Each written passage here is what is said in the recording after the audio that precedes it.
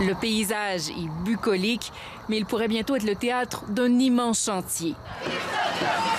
Malgré des années de mobilisation, ces fermiers, ces environnementalistes du Nebraska n'ont pas réussi à empêcher l'installation d'énormes tuyaux dans leur cours. Une compagnie étrangère, déplore cet agriculteur, est en train de nous voler nos terres. Mary Ritter. No. Tim Tran. Yes. Dans une décision très serrée, la Régie des services publics du Nebraska autorise la construction du pipeline Keystone XL sur son territoire, mais exige que TransCanada modifie son tracé. Une décision qui survient quelques jours seulement après la fuite de 800 000 litres de pétrole dans l'État voisin, le Dakota du Sud. Comment l'État peut-il négliger à ce point la protection de nos ressources, ajoute-t-il.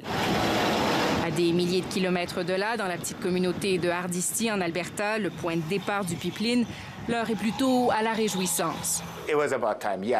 Il était temps qu'un projet de l'éoduc aille de l'avant, explique ce restaurateur, qui a eu du mal à encaisser l'abandon d'Énergie Est.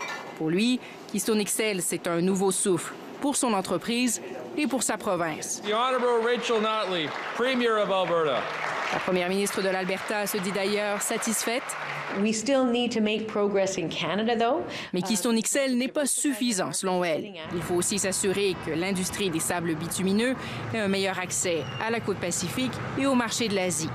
Malgré les critiques, Ottawa croit que ce projet est compatible avec la protection de l'environnement. Nous supportons ce pipeline, mais aussi nous prenons beaucoup d'actions ici au Canada et dans le monde entier, mais un prix sur le carbone. L'entreprise albertaine TransCanada doit maintenant évaluer les coûts et l'échéancier de ce nouveau tracé.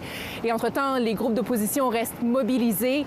Ils promettent de tout faire pour que Keystone XL ne voie jamais le jour, quitte à porter la cause devant les tribunaux.